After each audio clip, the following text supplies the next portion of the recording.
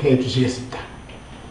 그들이 우리에게 이르매 한 사람이 예수께 와서 꿇어 엎드려 이르되 주여 내 아들을 불쌍히 여기소서. 그가 감질로 심히 고생하여 자주 불에도 넘어지며 물에도 넘어지는지라. 내가 주의 제자들에게 데리고 왔으나 능히 고치지 못하더이다. 예수께서 대답하여 이르시되 믿음이 없고 패역한 세대여, 내가 얼마나 너희와 함께 있으며 얼마나 너희에게 참으리요. 그를 이리로 데려오라 하시니라. 이에 예수께서 꾸짖으시니 귀신이 나가고 아기가 그때부터 나으니라. 이때 제자들이 조용히 예수께 나와 이르되 우리는 어찌하여 쫓아내지 못하였나이까. 이르시되 너희 믿음이 작은 까닭이니라. 진실로 너희에게 이르노니 만일 너희에게 믿음이 겨자씨 한 알만큼만 있어도 이 산을 명하여 여기서 저기로 옮겨지라 하면 옮겨질 것이요 또 너희가 못할 것이 없으리라. 아멘. 아멘. 기도하겠습니다. 하나님, 오후에 말씀을 듣습니다. 친히 말씀해 주시고 성령의 충만한 시간 되게 하옵소서. 우리 구주 예수 그리스도의 이름으로 기도합니다. 아멘. 오늘 오후의 말씀은 길게 증거하지 않겠습니다. 집중해서 말씀을 듣도록 하겠습니다. 제목은 이것 때문에 안 됩니다 라고 하는 제목으로 말씀을 증거하겠습니다. 예수님께서 예수님의 3명의 제자들과 함께 변화산이라고 하는 곳에서 기도하러 가셨습니다. 그때 이제 예수님을 제외하고 예수님의 3명의 제자를 제외하면 9명이 예수님을 기다리고 있었습니다. 자, 예수님께서 9명을 거기다 대기시키신 것은 3사람은 선택을 받고 9사람은 선택을 못 받은 것이 아니라 3사람이 변화산에서 예수님과 함께 해야 될 일이 있고 9사람이 해야 될 일이 있는 것입니다. 그러니까 이 9사람은 무료하게 예수님을 기다리는 것이 아니라 예수님이 그들에게 일을 맡기시고 가신 거예요. 근데 물론 내가 일을 맡기고 갈 것이고 이런 일이 일어날 것이라고 하는 오리엔테이션은 소개는 없었습니다. 자, 그러니까 여러분 우리가 오늘 살고 오늘 누구를 만나는 것도 우리는 잘 알지 못하지만 하나님이 우리를 통하신 놀라운 계획이 있음을 믿으시길 바랍니다.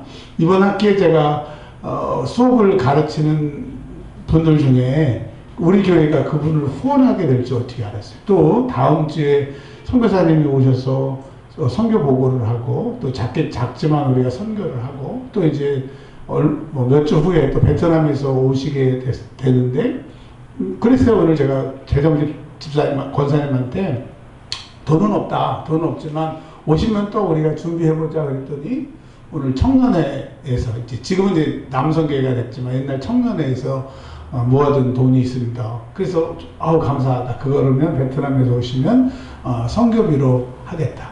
물론 여러분 우리가 애쓰고 힘쓰는 것 같아도 주님이 하십니다. 주님이 우리를 통해서 일하시고 또 주님이 우리를 이용해 먹는 것이 아니라 축복의 통로를 통해서 우리에게 복 주시고 우리가 또 섬기는 선교사님들을 위해서 복 주시는 줄 믿으시길 바랍니다. 우리가 여기에 있는 건 그냥 우연히 있는 것이 아니에요. 이번 주간에 총장님이 너무 속이 상해서 그 126명 그 졸업생 이렇게 글 올리셨는데 어느 교회에 갔었는데 목사님이 새로 바뀌니까 10년 동안 후원했던 목사님 교회였는데 목욕실에 들어오라고 그러지도 않고 인사도 안 하고 보통 어르신들이 오면 거마비를 드리잖아요. 그것도 없이 그냥 커피 한 잔 안 주고 그냥 인사하고 보냈다고 너무 속이 상하다고 그 속상해서 카톡 올리셨더라고요. 자, 여러분 하나님이 우리를 어떻게 사용하실지 몰라요. 그러나 주님을 기쁘시게 하는 사람들이 되시길 바랍니다. 자, 이 9사람이 이 무리라고 했는데 무리 중에 예수님의 제자 9명하고 예수님을 쫓아온 많은 사람들 또 그 무리 중에서는 한 아버지와 한 아들을 둔 아버지가 있었습니다.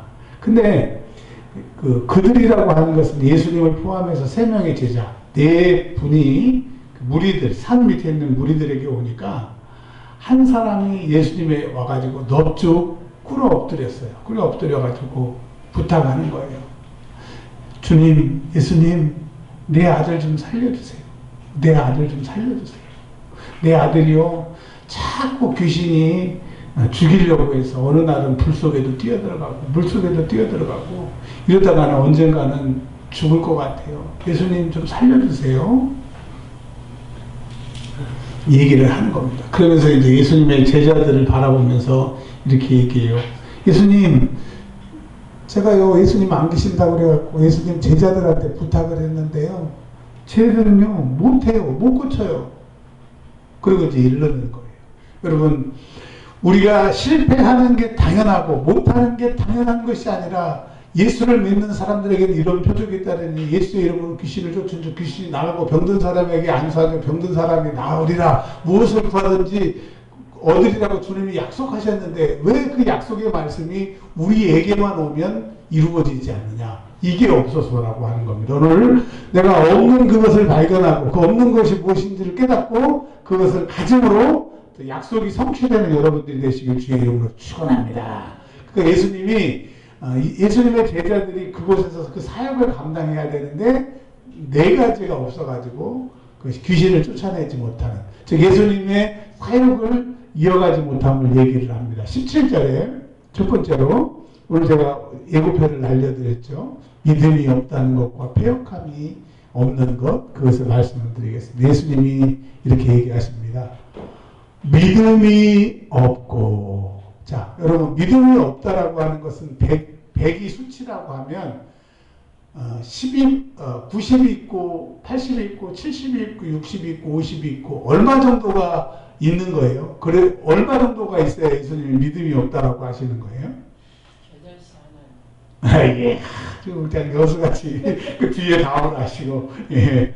여러분, 이 믿음이 없다라고 하는 것은 우리가 생각하기에 10%, 20%, 30%, 우리나라는 60%가 국가시험에 합격이니까 60% 미만이라고 생각을 하잖아요. 근데 여러분, 제가 어제 그 원어를 찾아보니까 믿음이 없는 것은 빵을 말하는 거예요. 빵. 그러니까 여러분, 우리에게 주님이 말씀하시는 거예요. 야, 이 믿음이 없는 이원준 목사야. 믿음이 없는 은혜와 평강교회 내 성도들아. 믿음이 없다는 거예요. 아니에요. 저 믿음이 한 20%는 있어요. 30%는 있어요. 아니야. 없다는 거야. 네가 없다고 하는 것은 겨자씨에는 볼펜으로 똑 이렇게 0.7 볼펜으로 똥 찍으면 그 점 하나가 그게 겨자씨만한 거거든요. 그러니까 믿음이 없다는 거야.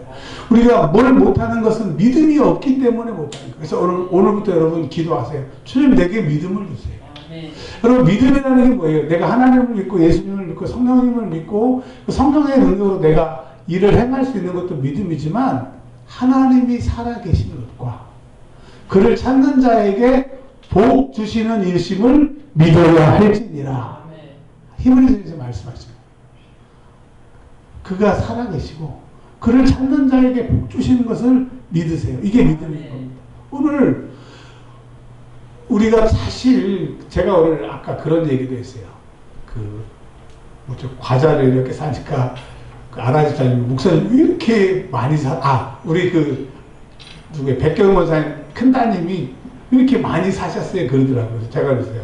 내가 돈이 없지 사랑하는 마음이 없냐. 그런 것처럼 여러분 주님이 능력이 없으신 분이 아니잖아요. 우리는 능력이 없지만 주님은 능력이에요. 근데 그 주님은 어떨 때 그 능력을 쓰시느냐? 믿는 자에게 그 능력을 쓰기를 기뻐하시는 겁니다. 그래서 여러분 예수님이 말하는 거예요. 하나님이 살아계신 것, 하나님이 너를 도와주시는 것, 하나님이 능력이 있으신 것, 네가 기도하면 도와주신다는 것을 안 믿는다는 거야. 안 믿으니까 기도 안 하고, 안 믿으니까 믿다 포기하고, 안 믿으니까 절망하는 거죠. 여러분 오늘 저에게 주님이 말씀하십니다. 너희가 귀신을 쫓아내지 못하는 것은, 너희가 이 자리에서 그걸 할 수 있는데 못하는 것은 믿음이 없기 때문에 믿음을 달라고 하세요. 여러분 하나님은 살아계십니다. 하나님이 능력이세요. 기도하는 자에게 그 능력을 주실 겁니다. 반드시 여러분 그 일을 해 놓으시도록 우리를 이곳에 설정해 놓으셨다는 겁니다. 그래서 예수님이 또 이렇게 얘기했어요. 두 번째, 너희들이 이 일을 못하는 것은 뭐가 문제냐 하면 패역한 세대예요. 패역한 게 무슨 말인지를 얼추 알겠어요. 근데 원어를 찾아보니까 이 패역이라는 단어는 우리가 생각하는 그런 단어가 아니더라고요. 패역은 뭐냐? 제가 있어요. 이삭 집사님이 제 앞에 있다고 생각을 해봐요. 그 이삭 집사님한테 이삭 집사님 눈 감고 뒤로 이렇게 넘어가 보세요. 제가 받치고 있어요. 그게 이삭 집사님이 주영 집사님이 그 얘기를 했으면 발랑 뒤로 넘어갔을 텐데 목사님이 받친다고 그러니까 자꾸 이렇게 자꾸 예.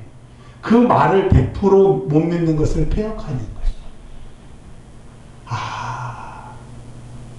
구하라. 그럼 내가 준다. 이거를 30%만 50%만 내가 경험한 만큼만 믿으니까 그걸 폐역했다. 그럼 여러분 이 말씀에 비춰보면 저와 여러분은 폐역한 거예요? 폐역하지 않은 거예요? 폐역한 거예요. 폐역한 거. 하나님이 말씀하셨어요. 하나님이 말씀하셨는데 그 말씀을 에이 나에게 우리가 하나님의 말씀을 무시하는 거야. 그냥 깎아버리는 거야. 나에게 이런 일이 있을 거야? 여러분 폐역하는 거예요. 우리가 예수님의 능력을 하지 못하는 것은 믿음이 없고 폐역하기 때문이라고 하는 거예요. 오늘 제가 오전 설교 때 하지 말아야 될 얘기를 2개를 한 것 같아가지고 제가 너무 속이 상해요. 왜냐하면 하나님 말씀만 해야 되는데 근데 지금도 욕을 해야 되나 말아야 되는데 해야 되는 게 옳을 것 같아서 말씀을 드립니다. 제가 14년 전에 어느 교회 부흥회를 갔었는데 제가 이제 부흥회를 하면 다른 목사님들하고 스타일이 완전히 다릅니다. 다른데 예배 마치고 그 부흥회 말고도 한 3-4시간을 그분들을 이렇게 개인적으로 기도를 드렸는데 이번에 그 어떤 집사님이 저희 교회에 찾아오셨다고 그랬잖아요. 근데 그분을 며칠 전에 만났는데 그러시더라고요. 우리 태국 선교사님한테 선교비 보낸 100만 원, 그거를 3년 전에 가져오려고 했대. 3년 전에. 근데 몸이 아프시고 무슨 일이 있어갖고 3년 후에 몇 주 전에 갖고 오신 거예요. 그러니까 여러분, 사람이 계획할지라도 그 걸음을 인도하시는 분은 하나님이신 거예요. 그때 그 돈을 가져왔으면 그냥 제가 쓰고 말았을 텐데, 주님은 3년 후에 태국의 이건복 선교사님이 그 돈이 필요한 것을 아시고 딱 그냥 여러 번 올 수 있는 기회인데도 3년을 늦추시고 이제 3년이 지나서 그분이 오신 거예요. 그래서 그 헌금을 하고 왔습니다. 그래서 그 헌금이 태국으로 흘렀어요. 그런데 그럼 왜